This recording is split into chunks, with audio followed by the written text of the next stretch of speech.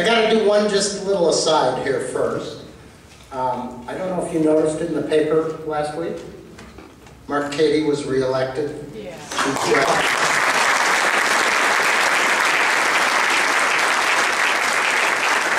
I wrote him just a quick thank you note, or a quick congratulations note, and said, I expect to see many more great decisions from you. So, and you all might think about doing that as well. It's my distinct, you know, I got another aside I got to do. I apologize. I'm going to let these guys tell their story of the debate, but I'm a proud father, and I watched pictures of people getting married there, and it kind of brought tears to my eyes. And 2 weeks ago today, I had a few tears in my eyes that day too, because my daughter Kate got married.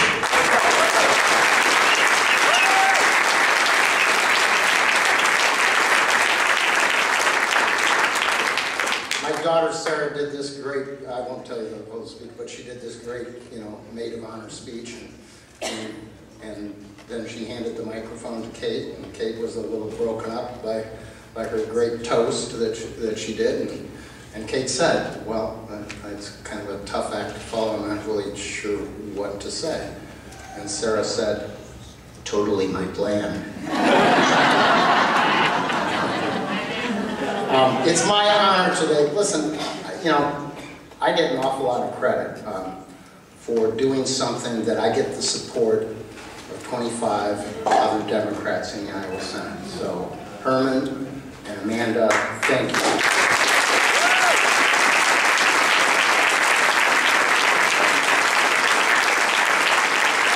So my job this year has actually been fairly easy because nothing even comes out of committee on the Senate side relative to this subject.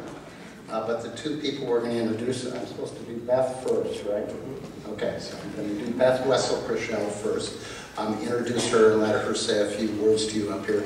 But these folks had to debate it on the floor of the Iowa House. They had to get up and make the case for equality on the floor of the Iowa House.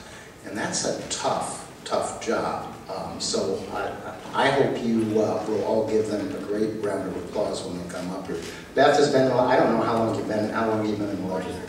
4 terms in the Iowa House, and she has done a fantastic job and has been a leader on a host of progressive issues up there, probably too numerous to mention tonight. But her fight on this issue on the floor was an inspiration to the Senate Democrats. So with that, Beth, come forward, say a few words, receive your... This isn't something that anybody does without a lot of great support, and certainly One Iowa has provided great support for everybody who was working on this issue. Troy was terrific, Tom Yoakum, Sandy, Jax I know is in the back there, someplace I don't see right now. But without their support and help on how to prepare and how to manage our message, it just wouldn't have been the same. So absolutely, you can't do this on your own. Senator Reagan told me, just as we were talking earlier today, she goes, you lost. So like, and we lose almost every day in the Iowa House now. We're 40 to 60. Sometimes I forget that we lose. I think it was a different issue, but we lose a lot, and I consider our position now to be we provide the message, and so you can kill it in the Senate. So we talk about the messages, and you don't have to.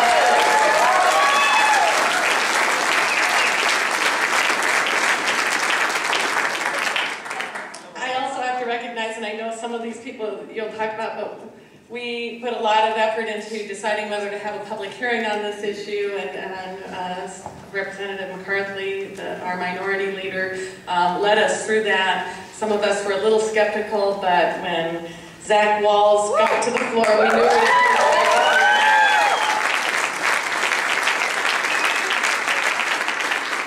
I had no idea that night that Zach Walz would be the star, because we also had Senator Jeff Angelo, who is a Republican, who moved on this issue, and his piece was in the Des Moines Register this past week, and was such an incredible spokesperson. Without all of that, you know, it would be impossible for those of us in the House to have a message, because we are in such a super minority, I like to call it. But we work hard to present a message, and we thank the Senate for killing everything we send over to them. And thank you very much for this. You know, people forget it's only been a few years. It's only been since the 2006 election, so it was 07, 08, 9, and 10.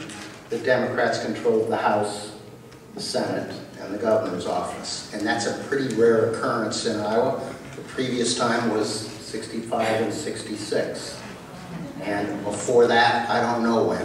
So it's been a very long time since that happened. And while we're all frustrated today with that world, I want to point out that while Kevin McCarthy was majority leader in the Iowa House, we had a host of successes.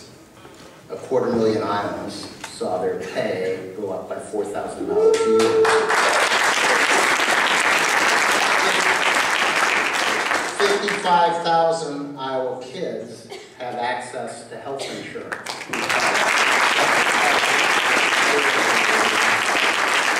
We passed civil rights legislation and a host of other great things. We responded to flood disasters across the state of Iowa.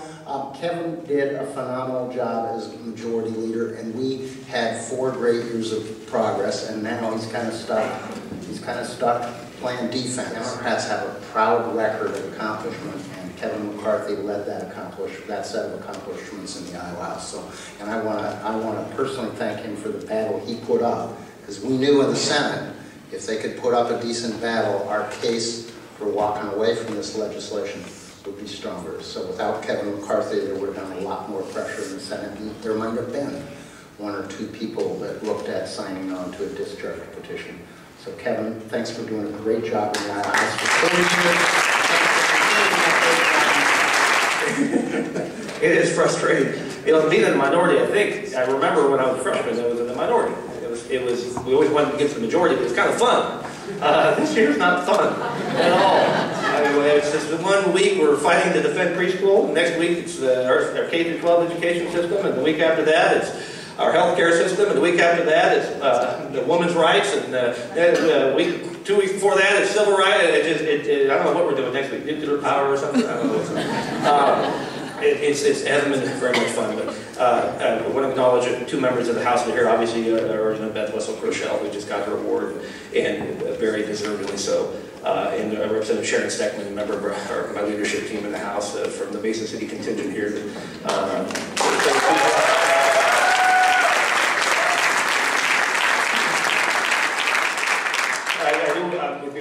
do want to correct Beth on something she said. We are not in a super minority in the House. We have a minority that's very super.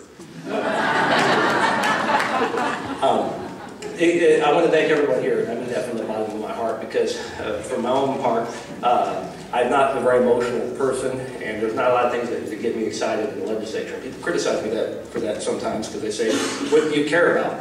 And it's true, I don't care about a whole lot of stuff. In other words, you care about it, but if you follow what I'm saying, I don't get up in the morning thinking about subsidies for corn. It just doesn't get me going. But I want to thank you all, because you've given me, for the first time, not an issue to think about, but a cause to believe in. And it's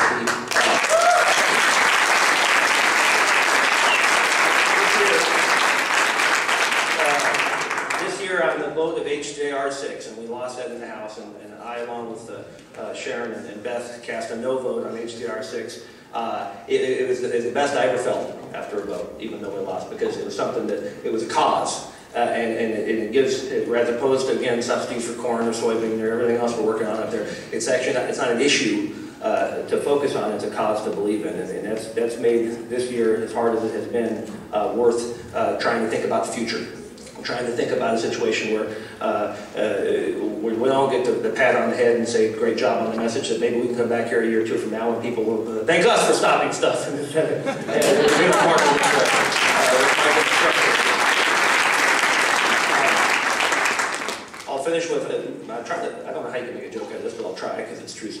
during the public hearing, when we had the compelling testimony, the two sides, I think, were exemplified by two young people about the same age. And I was sitting next to Mary Masher. Mary Masher's a representative from Iowa City. And Zach Walls got up and spoke very eloquently about his home situation and how children of gay couples are no different than anybody else, and he wants to be judged by the content of his character. And it was a very uplifting speech. I know everyone here has seen it on YouTube probably a few hundred times. But he did that, and then Mary Masher looked over at me, and she had tears in her eyes, and she goes, "That was my former student." Aww. And then a couple speakers later, a gentleman gets up on the other side, and a constituent of mine who talked about the punishment for being gay. I think I'll try to do that. He's death. I think is what he said. And I looked over at Mary and I go, "That's one of mine." Thank you, Zach, for what you've done. Thank you all for giving us something to